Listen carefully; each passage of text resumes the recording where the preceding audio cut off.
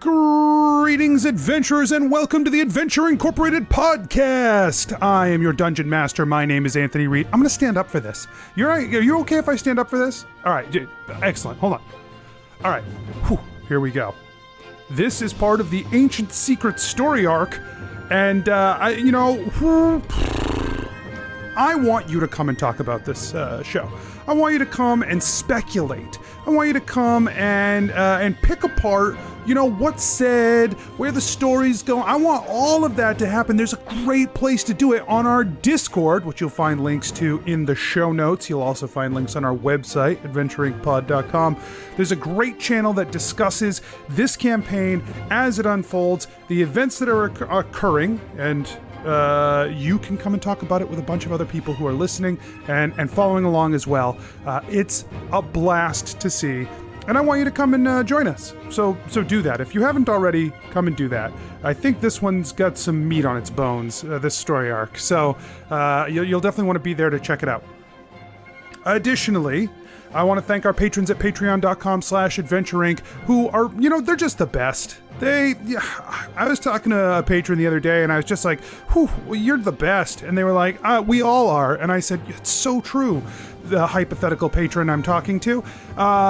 So, thank you to them. Thank you to the patrons for being amazing, for supporting the show. And if you are not a patron, and you can't be a patron for whatever reason, it's not in the cards, say thank you to a patron. Find one on Twitter or in our Discord, and just give them a thanks for being a patron and for being so great about supporting the show, so that you can continue to enjoy cool stuff on their dollar. That's pretty rad. All right, I think that's everything. Let's get started.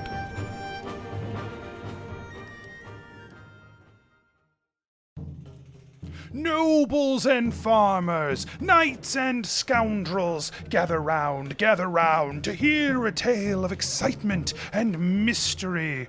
Brave adventurers facing grave dangers. Belroth, the ranger. She's a Grimalkin, but that's understood. No pets allowed, even though she's not a pet. I will wait outside. Everyone, if anyone needs anything, I am outside. Skarpin, the cleric. Should I just try and snipe them from over here? Yeah, okay. I did say they were as good as dead. I would hate for my, to break my word on our first contract as Adventure Incorporated. Ellery, the bard. We would want you to leave this warehouse. He points behind him. Mm-hmm. Church! Oh, sorry. We want you to leave this church. Deeran, the wizard. He say you no worship Shattered Fang. Yeah, man, he's super wrong. We love Broken Tooth, Shattered Fang, man. Prepare yourselves, for these are the tales of Adventure Incorporated. There is darkness all around you, and silence. You open your mouth, if you open your mouth to speak even, no sound can be heard from it. You don't hear the movement of people around you. You are just in a void of darkness. And then there is a tug at the rope around your waist, pulling you through the darkness. Belroth puts his hand out to hopefully find where Freya is, to hopefully kind of grab her for comfort, because he's disoriented. As you reach around, you can feel the rope, and you can feel the rope is tied to something, but you cannot feel what the rope is tied to. It's like your hands are numb and cannot feel anything there, but you can feel the rope. That's terrifying. Okay. So you are sort of that makes sense, pulled through this void by this rope until you find yourselves on a landing. Your vision begins to come to focus, colors and shapes sprouting up around you. Sound slowly emerges, and you are on a landing of a staircase that goes both up and down. And Archimedes is standing before you. He's got the rope. He's recoiling it. And as you step out, he unties you and begins to rewind the rope. I apologize. I can know that can be disorienting.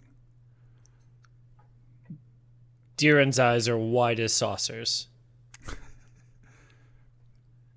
He cannot believe it. What does he see?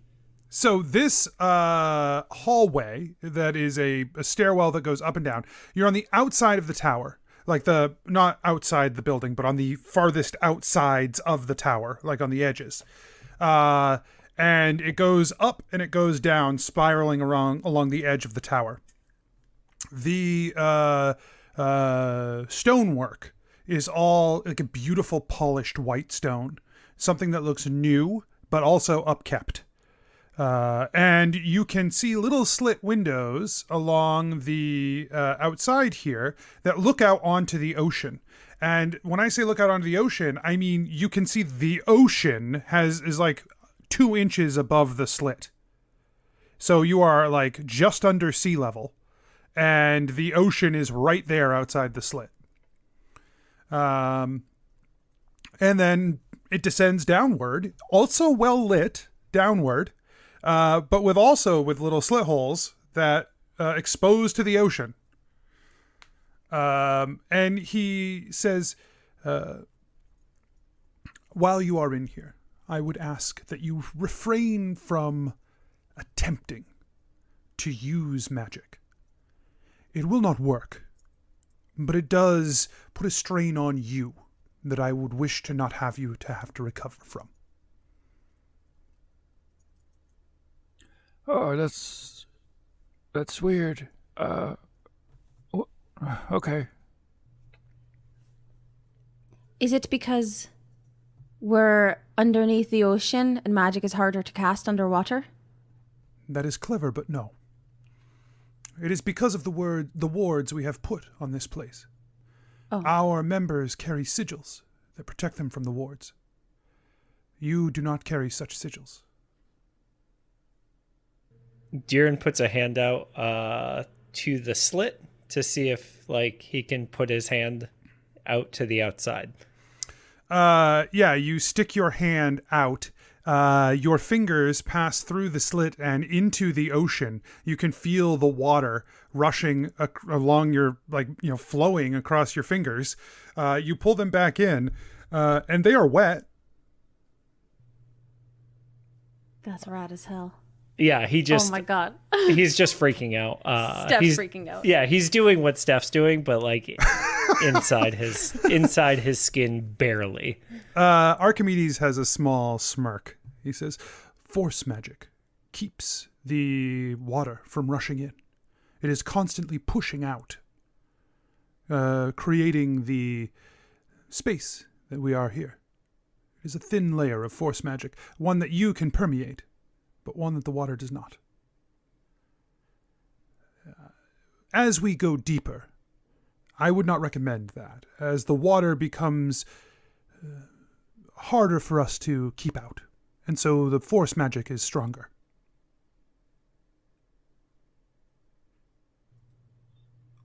We're gonna go down? Yes, where we are going is quite a ways down. Deeran's mind is reeling. He thought all these years, right? You know how when you have when you're 10, you have a picture of a race car on your wall or whatever, right? It's a Lamborghini, or it's the Dallas Cowboys, or whatever it is that you have a poster of on your wall. Right. But your dream anything, right? Yeah. That's what is Deeran had drawings of the Tower of Varai in his bedroom. And I will also note the Tower of Varai is huge. He always thought it just goes up, right? It's a tower. There's an up to it, right? If there's a down, it's only to the ground that it's built on, or whatever. He's losing his mind that even by the standards of if it were on land at the same height that you see it above the water, it would probably be the tallest building in New Merida. So it's already very, very tall. And then now it's going into the ocean. So you are right to be to have that thought. Canonically, I now think that Deeran had a Tower of Varai bed instead of a race car bed, where he slept in a Tower of Varai. At the top. Like like it's bunk Obviously. beds. It's bunk bed, yeah. You walk up a spiral staircase on the inside of a bunk bed to the top I didn't know this went layer. down into the living room. Right. That's not where I slept. He says, please follow me. And he begins to walk down the stairs. You pass by several doors along the stairway down, like pretty much every 10 feet or so down in the decrease in elevation, words, you see more doors. And then after about 7 or 8 doors, he stops and he opens it up and he says, in here. You walk into a room that has 2 inscribed circles on the floor. And he says, we are going much, much further down. This will be much quicker. Please. What do you mean? Do we go into the circles? Yes, this circle on the left. If you stand within the circle, it is linked to another circle here in the tower. One on the lower area that we can travel to quickly. Ellery goes to stand in the circle, but she also puts her hands in her pockets. Okay. She's a little nervous. As you Are step we into still tied? No. Okay.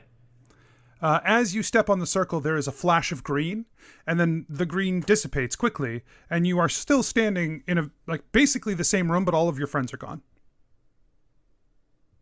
Skarpin, Do we see? Yeah, and for you guys, Ellery Ellery just, just like, vanishes. poof. Yeah. Skarpin goes on the circle. Deeran runs after her. Again, flash, flash, flash, flash, flash. Now, everyone, you are in this very similar room, and Archimedes comes after you. He walks to the door, and he opens it. Outside the slit now, you see what looks like a cave.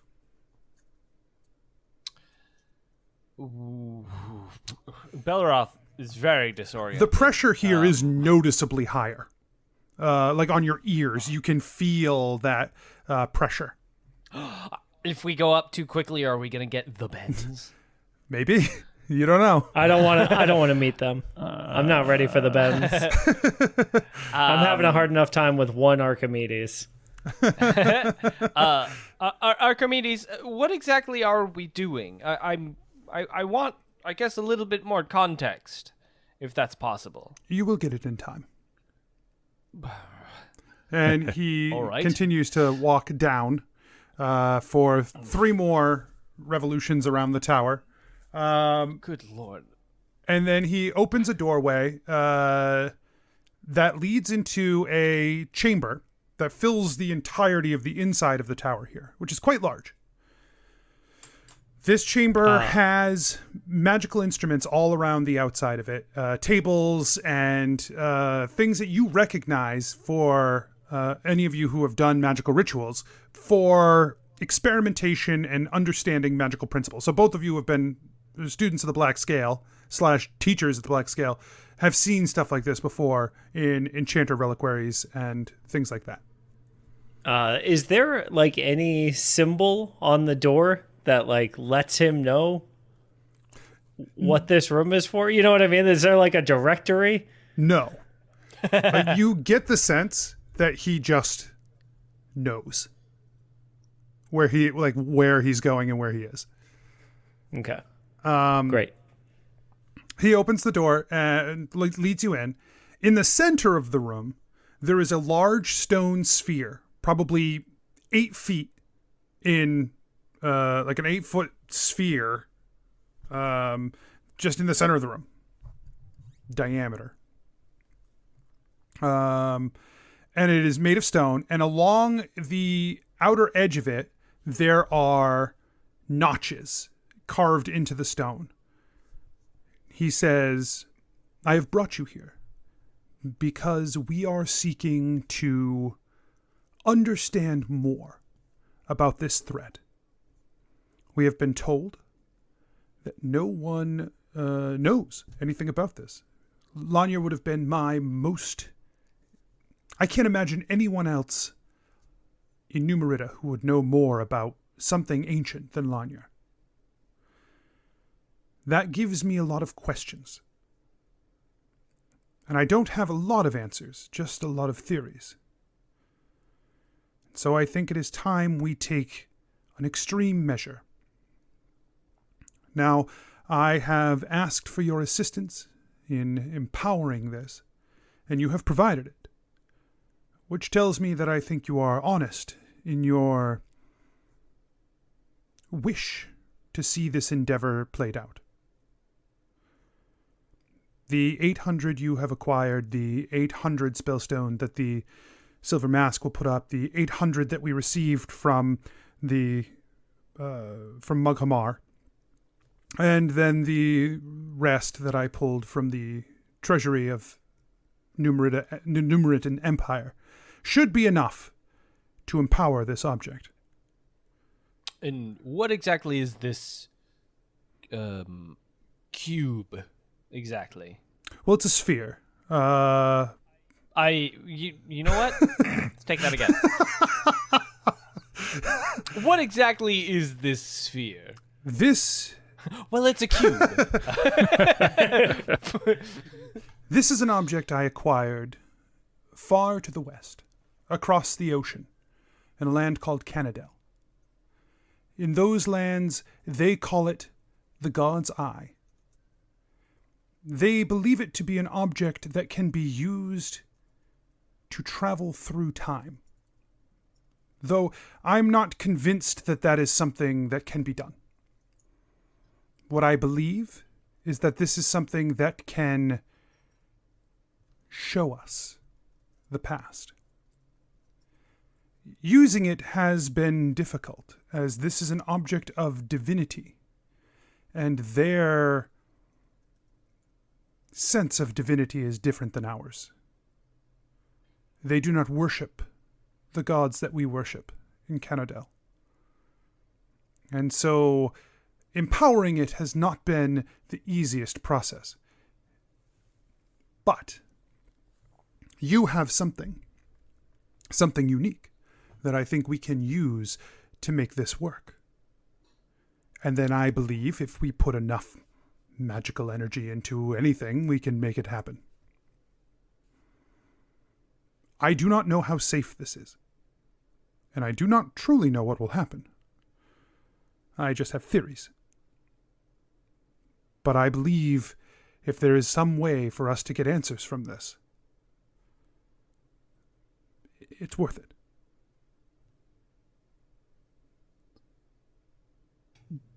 Deeran is smiling so big. Skarpin wants to do a religion check on the sphere. Okay. Just to see if he's heard of it before or anything like it. Sure. 11. The sphere is unadorned. It does not have any religious iconography on it that you can recognize. There are 12 of these slots around the sphere that basically they're shaped like an oval with two ovals inside that are like not depressed, right? So they're a little slot that you could slide something into that is oval in shape, but there are two ovals that stick out like pegs for each of these 12 slots. But you don't recognize anything about it that would tie to the gods that in any way. Okay. He doesn't say anything to people, just... It doesn't what? He doesn't say anything like that. Oh, yeah. I've never... Yeah, he just like keeps it to himself that he has no idea what this is. I believe that you have a piece of the demon stone with you. Yes, we do. I do. And he pulls it out. He takes it from you. And he walks over to one of his little side tables that he has all the equipment on. He places it down, and he grabs a hammer and smashes it, and extracts from within it the gemstone that was visible on the stone tablet. And he walks back over with the gemstone, and he places it on top of the god's eye. Now, there's no slot or anything on the top, but when he places it there, it just stands up. Okay. Again, I do not know what this will do, and I want to give you an opportunity to turn back now. It is only fair. But as you have seen firsthand more of this information than anyone else, and I need someone to do this travel, to see what they find out and to report it back. It seems it should be you. But I will understand, and I can send some of my assistants or another team of adventurers, perhaps, if you do not feel that it is worth the risk. Ellery shakes her head. No. Yeah, man, there's no way. I'm definitely going. I cannot be clear enough on this. I will open this hole, and I will pull out this spellstone, and I will start this ritual, and you may keel over and die. Yeah. At least we're doing something. He smiles. Very well.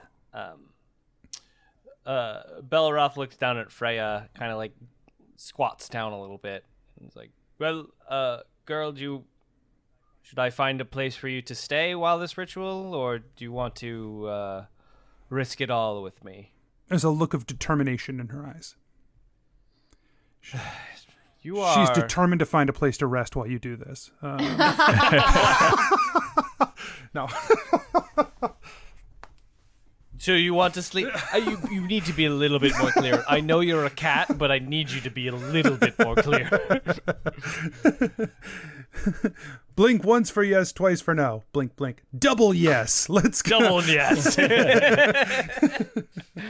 Well, I assume that means you're on board, but I can leave out a food bowl for you if... I mean... Man, she I'm wants sure to this- go. She said it. Let's did do not. this. Okay. Just worried about her. Okay. Okay. Everyone place a hand or a paw or a wing, I guess, on the stone, and we will begin. And he steps back, and he opens the hole, the portable hole, and he puts it onto the wall, the portable hole onto the wall, and he just reaches in and starts just pulling out mounds of spellstone that pours out down onto the floor, and just continues to tumble out of this thing. He's like, as long as there is a connection to the stones above, we should be okay. He pokes a head into the hole. He's like, oh, yes, okay. Pulls it back out. Very funny and weird. And he So fun. kicks a foot over so it's touching the pile of stones.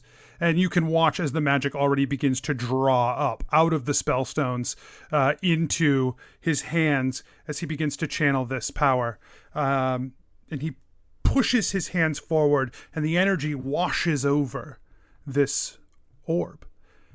The orb doesn't seem to respond, except that as your hands are on it, you feel warmth begin to permeate this orb. He pushes more and more energy out as part of the ritual, and the gem at the top begins to glow. Faintly at first, but it increases more and more and more. And you can see the strain visible on Archimedes as more of this power, you watching it rush out of the hole on the wall and pour through him, channeled through his hands and pressed into this orb that just seems to be like pulling all that energy into it. It's just drinking deeply of this flow of energy. And you can see him straining, like barely able to maintain the flow. He says, "There's not enough power." He reaches into his pocket and he pulls out a silver mask, shimmering and brilliant. And he pushes it forward and slides it onto one of the two pegs. It fits almost perfectly into that oval hole. And when he does, there's this loud clang that comes from the stone. And you feel immediately it has absorbed a connection to you. That even if you let go now, it would be too late. This is happening. And the stone begins to spin. Slow at first, spinning in place until it's going so fast that if you kept your hand on it, it would tear your skin off. But you're still connected to it. You can feel it pushing and pulling on your life force.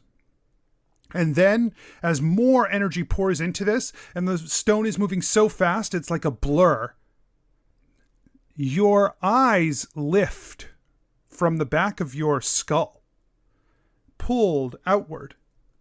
You can see your body below you. You can see your friends' bodies and their spirits hovering above those bodies. And as it spins faster and faster and faster, you are pulled up and away from the stone, still connected by energy to the sphere. And then all at once, a lurching motion tugs you forward into the stone. There is a chorus of voices that ring out as your vision blurs from this stone, like a wiping across your eyes. The chorus of voices chant in unison to a rhythm, a heartbeat, over and over and over. And then the voices fade away, and bright sunlight breaks through. Your eyes adjust, you blink to the colors all around you. The smells smell like a edge of a forest, a clearing. The sight, green grass, and a blue ocean. Sounds of people in the distance. You are on solid land, all 5 of you, Freya included. And you are all together. Do I recognize this as the Demon Isles? As you look around, no. I mean, this is most certainly not the Demon Isles. This looks like, well, everyone give me knowledge checks. Knowledge history.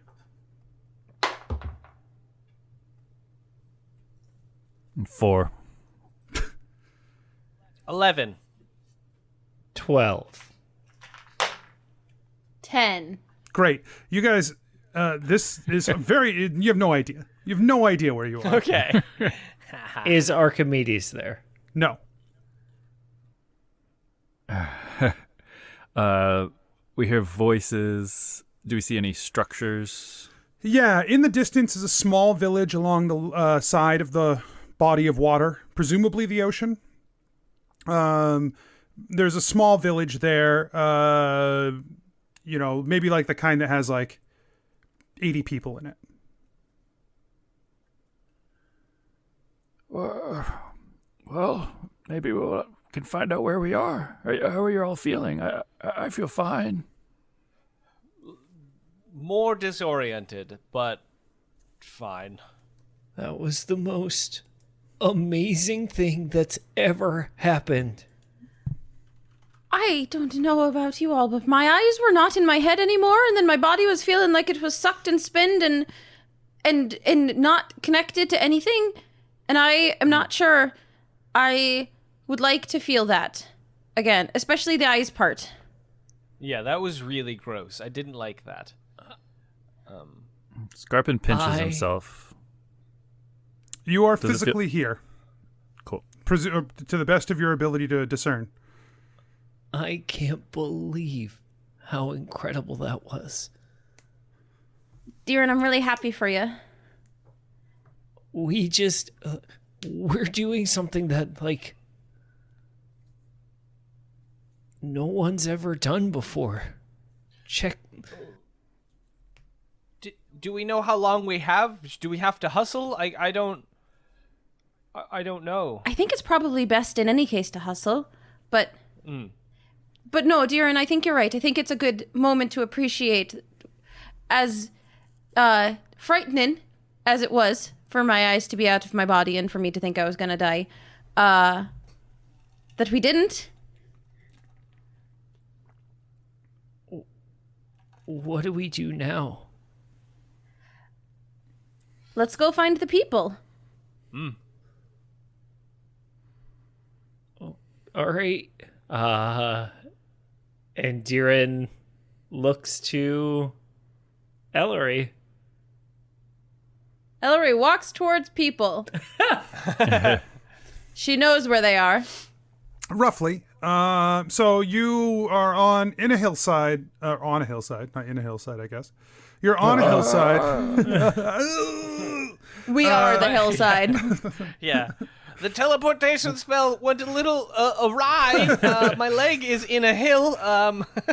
You're on a hillside at the edge of a forest and overlooking this village. So you head toward the direction of the village, and you can see the pathway there. It's not like a cut path, but you can find a way to get down to the village pretty easily. And as you reach the outskirts of the village, you reach a home where there is a man on his porch.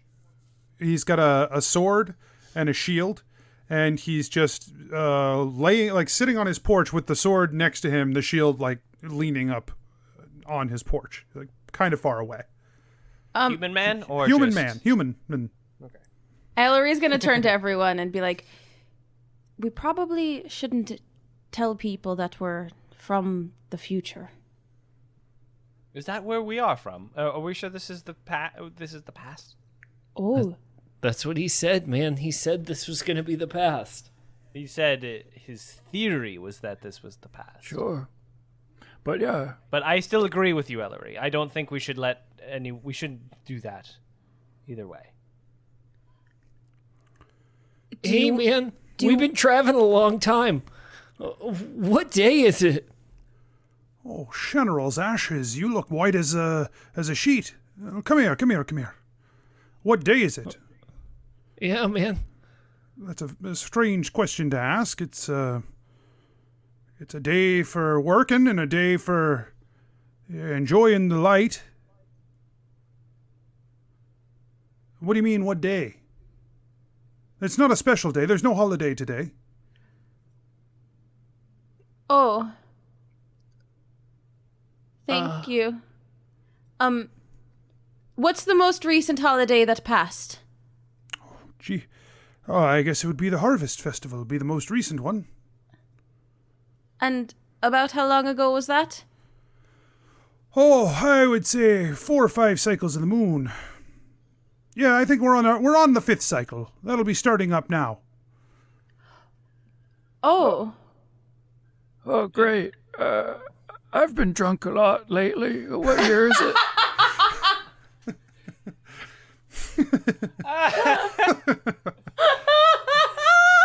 Forgive our friend. He does drink a lot. No, I understand. It's Durath. He's a real Durath seer, of course. I mean, I knew. Geez, Skarpin, you could ask me, man. Yeah, that's true. Thank you, sir. It's, I have a lot to think about. I don't mean to be rude. It's always great to see new guests. I'm always happy to have new people making their way down this way. While you're keeping some eclectic company yourself, I do have to ask, sir, what are you? Oh, That's a very rude question. But, seeing as you're so kind and, helpful right there, but I'm a Tortle. I come from where the Tortles come from. I've never heard of that. They're quite a rare group of individuals, but they are That's something coming from you. I guess I am also a rare. We are very rare travelers. Obviously, we are traveling. Well, he stands up straight.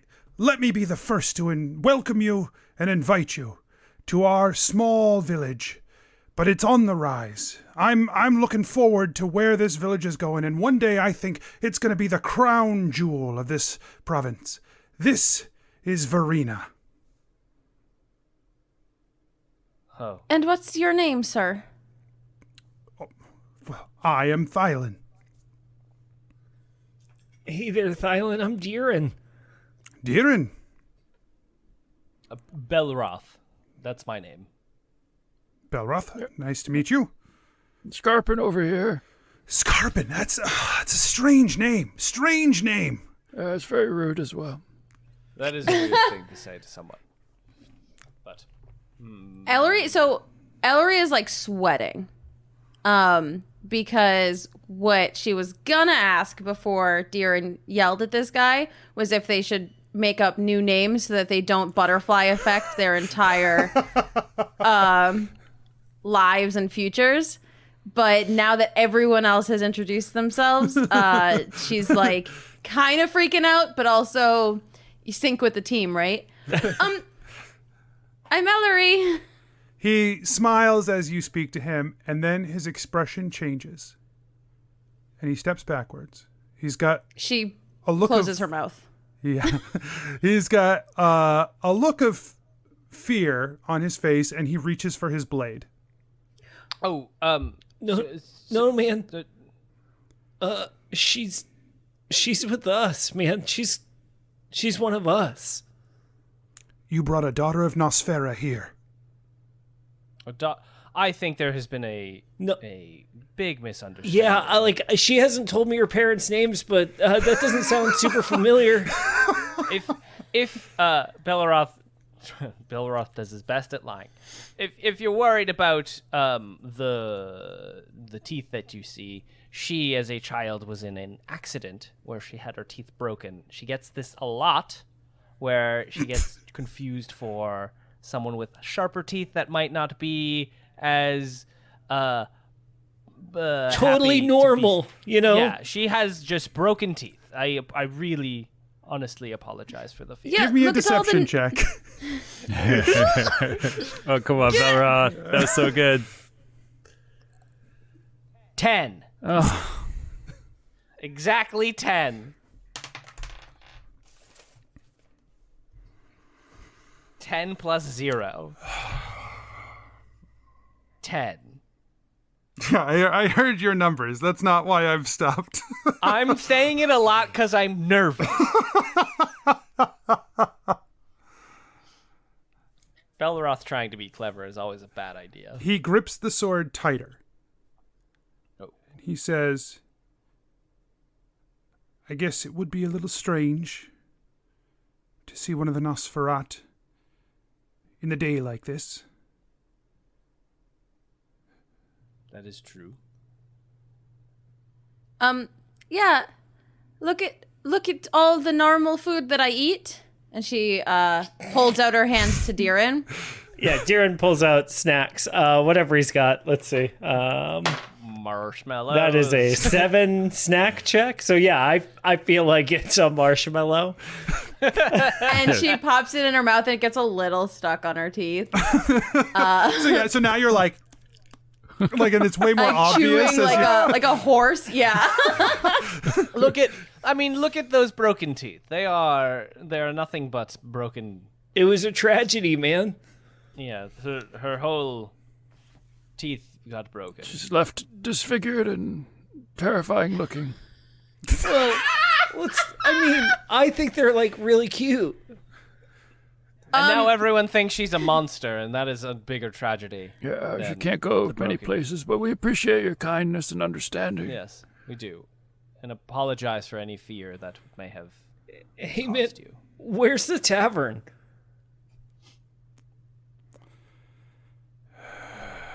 If you head this way down the main road, you should see it on the right, across from the main Awesome. dock. Awesome, man. Thank you so much. He and Deeran stares. starts. Yeah, he stares the Yeah, whole way Deeran- as you move in. Deeran feels like they nailed that. Ellery is freaking out, and will not. Like every time she talks, she's gonna talk out of the bottom of her mouth so that her teeth don't. Yeah, show, she's so- doing that like grandma impression where you pretend you don't have any teeth. No, because if she tried to do that, her fangs would like burst her top lip. If I did this, and I had vampire fangs, I guess they that's would true. pierce right through. You gotta have built up some calluses in there. That's fair. That's fair. You should grow a mustache that hides your face. He's not wrong. That sentence is insane. You need a mustache so long it covers your So mouth when you long. talk. No, not your mouth, your, Your face. That was face. what he said. Whole face. You brush it up, said- you brush it to the sides, and you brush it know what? down. I didn't come here to be abused for the things I said. It's not a bad plan, but it's the words you said. So Ellery is also going to put her sunshade away, Okay. So you will be like her umbrella, Why? because that's like if she's hiding from the sun Oh, I love the sun. and Oh, has look at vampire me. teeth. Yeah, she's gonna Okay. like, as they're walking away, kind of like tuck her umbrella back and be like, "Oh, I love this nice sunny day. It's so nice and sunny outside." And then just like hope they get to a tavern really fast. Yeah, Because you it should can- be, if it's right over there, like we should be able to just pop in. You can without too feel much. immediately that energy sap away from you in the sun like this. Not enough to be permanent because you are moving pretty quick. But you definitely know if you spend any time out here, it's gonna you're gonna feel it. Yep. I kind of whisper to Freya, "All right, girl, if you see any of the villagers or anyone making a sudden move that looks like it might be a dangerous attack at us, maybe because they are afraid of Ellery's fangs, you let me know." To kind of indicate that both Belroth and hopefully with the assistance of Freya is keeping an eye out on the local fear that these tiny villagers might have. Are they tiny? So know, small. Because it's back in the day. Remember, everybody Yeah, was shorter. everyone was short. In the past, everyone's shorter by like Right. 2 feet. Love it. We assume. Yeah. We go in the tavern. Okay. Wait, are they smaller or are they the same They're height? the 'Cause same Or height. taller. alternate Nope, world. they're the same height. Roughly the same height. Reality. Okay, the tavern is called the Crescent Moon, and the sign that hangs outside has a sliver of moon with a bit of cloud and two eyes hovering above it. Inside, it is a tavern, a quaint tavern. This is a small village, but it's a tavern. It's familiar. Hey there, could we get and he holds up one finger, and then two Ellery nods. rooms. Oh, yes, we can do 2 rooms, yes. I thought he was ordering ales. Me too. I also Belroth puts his fingers down, wanting. I like one that. Of the nail. Ellery shut Deeran down. She thought Deeran's she like, was "One saying room?" yes to a beer. Thank you. Not no Can to me a and this room. lovely lady get Oh, 2 rooms? Sorry. I was looking at everybody to Right. figure out how many we wanted to do. I could use a drink. I thought we were yes, getting I can get you a drink as well. I appreciate that, kind person. Thank you so much. Drinks for everyone. Yeah. yes, please. Yes, please. Ale Perfectly normal or, drinks.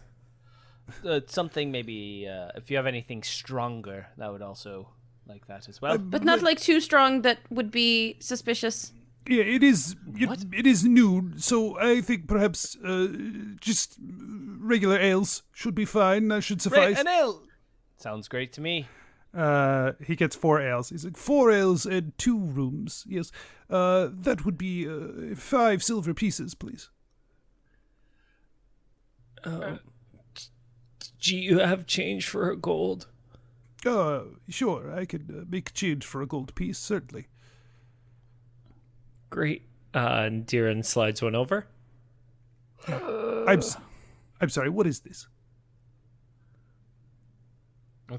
It's a gold. One piece of gold. I do not. I don't recognize this gold.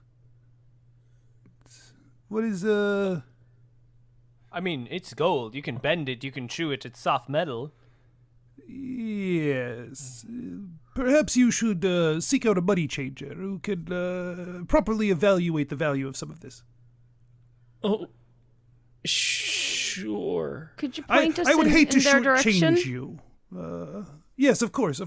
If you head down to the docks and you speak to the boatwright, he should be able to help you find who you're looking for. All right, man. Thanks. I'll Before put they those rooms leave- on hold for you, and you can pay when you get back. Ellery doesn't like the sound of docks, so before they leave, before they go out the door, she's gonna fish around in her bag, and she's gonna find a big hat, that's gonna essentially do the same thing. It looks like a fancy hat, but it's got a little veil on the front, and so it's gonna do kind of the same thing as a. A fascinator. No, not a fascinator. Isn't a fascinator the tiny one? No, I thought a fascinator was the big one. Yeah, a fascinator is just this thing, right? Just the that goes little- over the front of your face. I thought the Kentucky Derby hat. That was what I was envisioning. Yeah. That's, I think, what Steph's talking about, right? Okay. We're a fascinator. I'm talking It sounds about cooler. a big. Yeah. All right, let's head to the docks. You guys head outside. The docks are right across the main thoroughfare here. So the boatwright is she is a dwarf. She has a little stand set up where she's just checking in people and dealing with boats as they come in and off the docks. Yeah, you got a boat? No, man, we were told to come here to find the money exchanger. Oh, yeah, of course. Hold on. She reaches down below and picks up a scale and a small lens, and she says, "Money exchanger." Oh, Yeah, Deeran puts out 1 gold piece. Oh, well, look at this. This is fancy. Yeah, minting your own coins now. Yeah. Yes. Okay.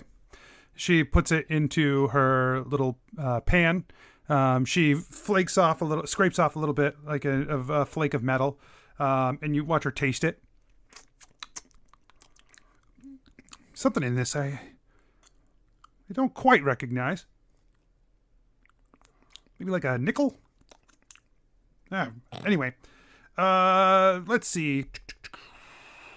I could do 6 silver pieces for this gold. No. I think you misunderstood. That's a gold piece, which is equal to 10 silver pieces. No, this is a gold piece that's equal to 10 silver pieces. And she pulls out a gold piece that's about this, it's about an inch in diameter, quite a bit larger than your gold piece. Wow, Anthony. I didn't realize we were going to get into a gold piece measuring contest. I just thought we were going to be able to buy some drinks. Ellori's gonna say, A lot of banking in this arc. Yeah, right? Yeah. A lot of banking. A lot of banking. Loving It's it, important. loving You'll it. see. The bank arc. You'll see. Thank you so much for that exchange. Could we maybe do 10 gold pieces? She looks around kind of like, yeah, get some money. Like, I don't know what we're gonna need. What about like 5? Oh, okay. It's just 10 seems like so many. No, you're Because you're like right. we know what this is worth where we're from. No, I know. I was just thinking if okay. Anthony, you said the rooms plus the drinks were 5 silver. 5. okay. That's fine. Okay. Yeah. And Ellery gives out 4 more gold. Okay. She would you like changes me it to over for you. Oh, well, never mind. I was gonna contribute, but I guess he doesn't. Oh yeah, man. Me too. I was gonna try to help out too, man. Geez, Ellery. Next time you really gotta let me and Belroth help out. And take Deeran winks at Belroth to be like, "Yeah, I'm playing along. I get Belroth this." doesn't get it. He was being sincere. Yes. What? While you're here, we appreciate your help. We're traveling through. Any news for what are the current happenings of the area?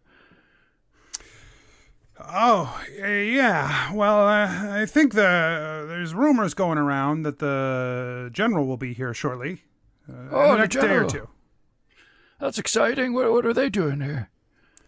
Oh, they're searching for people for the war effort. Trying to deal with the demons. Oh, wow, the demons. Wow, we've been out of touch for a while. What do you mean, demons? Well, down from the Demon Isles. This one should know all about it. No, I know nothing about it. I didn't grow up on the Demon Isles, actually. A stranger in a strange land, if you will. Yeah, he's a mainlander like all of us. Very rare, I know, but Well, okay. Yeah, the demons down in the Demon Isles have been a thorn in our side for a long time. They've been a real problem, and we're hoping that the general has a good plan to finally put an end to this. Huh. Well, it's pretty neat that the general's coming here, because like, you know, we're an adventuring group, and that definitely sounds like an adventure to me. Well, maybe. I think they're picking up a big shipment at the mine tomorrow or the next day, whenever they show up. I have a question for you, actually. Like I was mentioned, I grew up. I'm adopted. Belroth doing his best to lie. Building an extravagant backstory, as is always so good in a lie. But I have heard of, I growing up heard the same children's tales that all of the other folks and kids heard about the demons. Are they all true, or how much of they are exaggeration? Who would tell stories about demons to children? Oh my gosh, my terrible father. I would say so. But the sort of the not the good tales, the tales that's like, if you don't brush your teeth, the demons with the spines on their tails will come and rake out your eyeballs. Those kinds, Well, that's I mean, where I was. That was, where I was raised. Yeah, if you're gonna tell stories to your children about the Whisperer of Lies, or you're gonna tell them about the Midnight Star, I mean, I guess you could do that. But I mean, they're terrifying, horrible monsters. I don't know why you would want to frighten children with such burdens. Well, sometimes children are hard to negotiate with, so you just scare them. That's what my father told me when I grew up. He was not a good person. Boy, okay. I mean, he's a fine person, but he's a very cold person. Hey, do you have like a therapist kit back there maybe you could pull out? She looks down. She goes, "No." She puts the therapist kit away. Kicks it under the table. Falls into the water. I guess the money exchanger kit works fine for this. No, you know what? I think the tavern's a perfect place to get these kind of issues out. I think so too. Whisperer of lies and yes. Okay. Cool. Thank you. Hey, what's up, Skarpin? No, I was exclaiming. Saying, I said, oh, wow. But I kind of mumbled it, so I understand. It's hard to hear. But thank you for giving me the opportunity to have a voice. Yeah, man, you hadn't said a lot, and, like, usually you love talking to people about, stuff like she deals with, so I didn't know. I guess I have a question about the mines around. Like, what do y'all mine over here? Oh, gemstones. Oh? Yeah, apparently the gemstones that we pull out of here are good for infusing with magic. And, there's something, the general's plan has something to do with, he needs a lot of gemstones. Oh, cool. So, like, that should be a pretty big boon for, the city. I mean, the Village? town Area. Yeah. Yeah, we hope so. Town village area. We're thinking about building another dock, and maybe a bridge across the Starlight up there, but, Whoa. we'll see. That's pretty big plans. Yeah, we're hoping it goes well. Depends on what kind of government contracts we can get for these gems. Yeah, makes sense. More banking. Let's go. Thank you so much for all of your help and information. What was your name again? She goes silent as you start talking to her. She's talking without her teeth. Okay, all right. You just you just didn't do the okay. All right. All right. Sorry, I didn't do the visual bit for the audio podcast. bit. It was an audio bit to it. That's fair. Yeah. It was. There's a bit of a mumble. So what is your name there, Sonny? Sorry, what was your name again? Thank you. That's Was that good. so hard? Yeah, what was the problem with that? It's impressive, yeah. Yeah, I mean, it's super fucking hard. I'm glad I don't have to mask my character voice with a visual bit. I'm Frilla Bronzecore. Ellery, if she was a ventriloquist. I'm Frilla Bronzecore. It's so nice to meet you, Frilla. Nice to meet all of you too. Good luck. I hope the general scoops you up and pays you a lot. Oh, we hope so too. I think. Yeah. Yeah, man. Sorry. We're not from here. Deeran gets really nervous and walks away. Ellery follows him. We very much appreciate your time. She puts the scale and the lens down and picks up her boat ledger, and she's like, "You got any boat business?" Oh, maybe. Yeah. I mean, how could we invest in a boat? Belroth is like galaxy branding right now. If he invests in a boat now, get a boat later. Honestly, not a bad idea. Like with Verena on the up and up, like get on there on the ground floor. Could we invest? Skarpin, do you want to invest in a boat? I kind of want to invest in Verena. It's going to be big. Oh, but no, Frilla. I wrote frills. Have you seen anybody who looked like me in your travels? Maybe on the islands in the north? Ruggishly handsome? Oh, yeah. Oh, should I leave? I'm sorry. Yeah, yes, I said. Okay, I'll leave. Have fun. I mean, I wouldn't say I've seen anyone that looks exactly like you. I mean, you got a pretty unique look about you. All right, thank you for that information. Goodbye.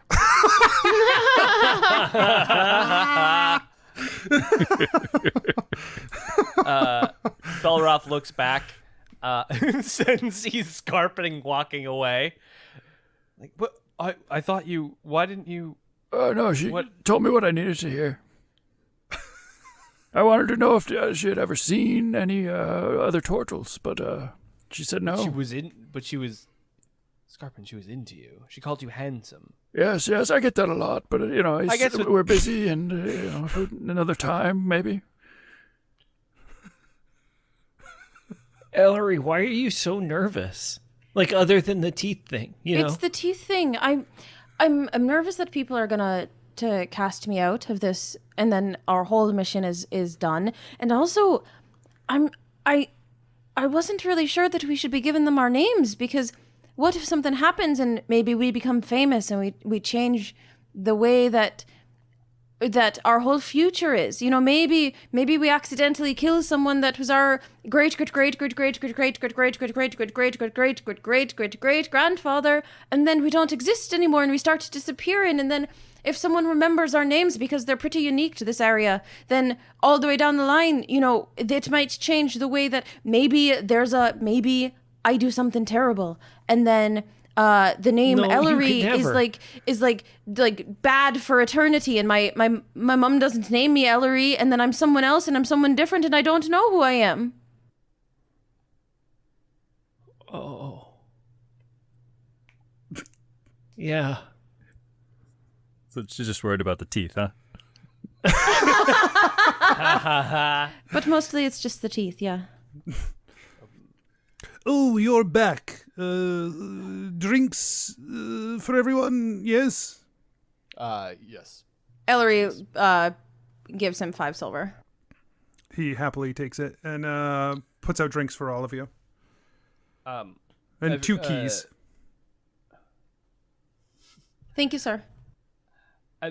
So, Belroth roots around in his bag and he pulls out the children's book that he got from the library that he has no intention of returning.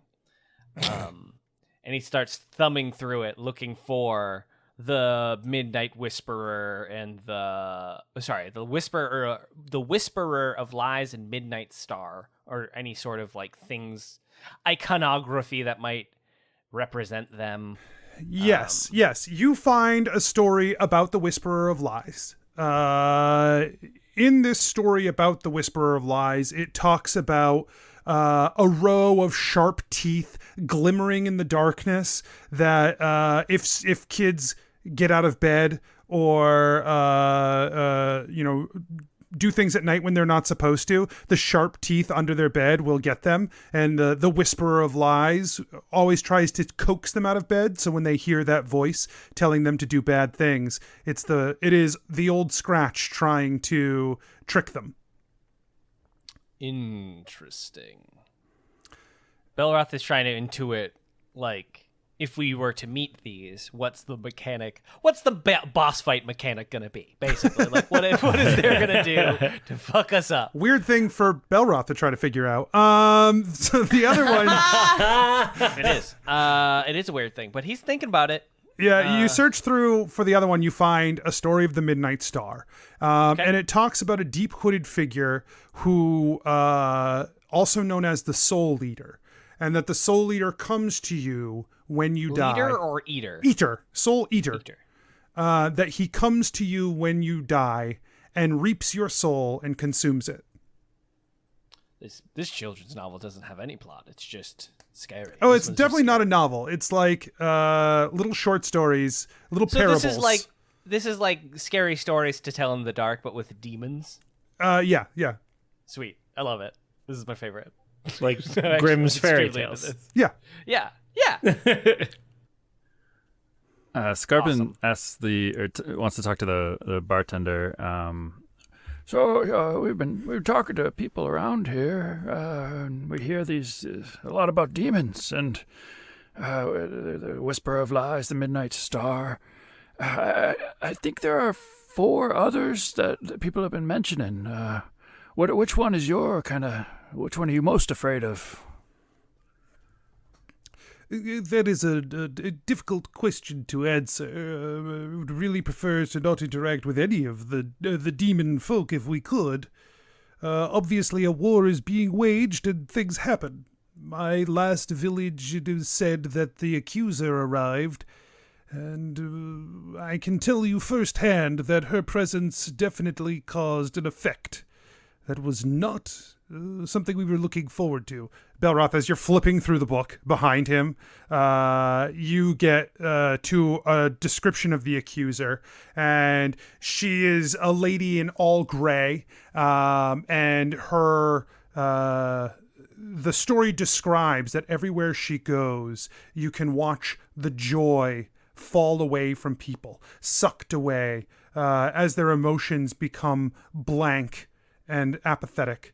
And it basically talks about her as the antithesis to living life.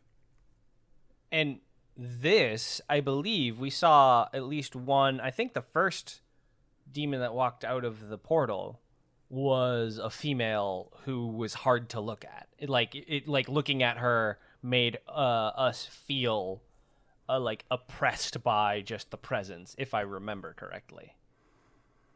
The door to the tavern swings open, and a gentleman in a red, bright garish suit, and he has a flute, strapped to his back like a weapon. And he comes in, he throws his arms wide, and he says, "I'm here. Hello. I'm ready. Can I get my meal, my free meal? I'm here for my free meal, please." And the man behind the bar says, "Yes, of course, Sid. I will give you your free meal as long as you do a better job tonight than you've done on the last 2 weeks have been terrible when you have been here. You have not drawn in any crowd whatsoever. You just keep telling stories about demons and no one wants to think about demons. I keep telling you this." And he walks away. I would like to hear about demons. Of course you would. Everyone wants to hear about demons. And he pulls out his flute and begins to play.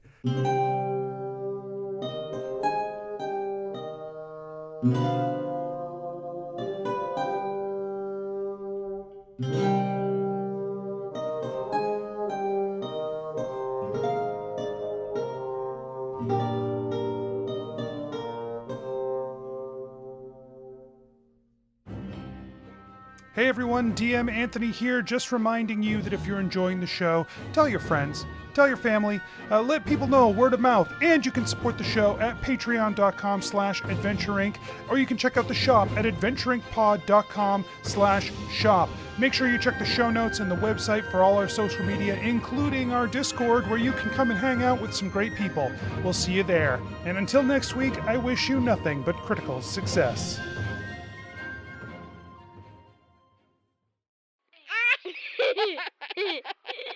Serious business.